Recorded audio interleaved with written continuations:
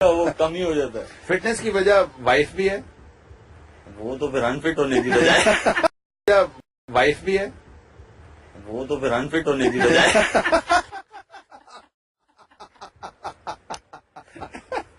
सही बात है। हाँ टू सम एक्सटेंड है, क्योंकि वो डर की वजह से आपने वैसे ही तगड़ा रहना है। कितना कितना डर लगता है स्केल 1 to 10 से? बेगम साहब से कितना थोड़ा डर सा लगता है? आप भी मुझे बताएं, फिर मैं कंपैरिजन करता हूँ। नहीं मैं मेरी बात नहीं हो रही, यहाँ पे इंटरव्यू आप दे रहे हैं। सो 1 से 10 के बीच में कितना डरते हैं आप अपनी बीवी से?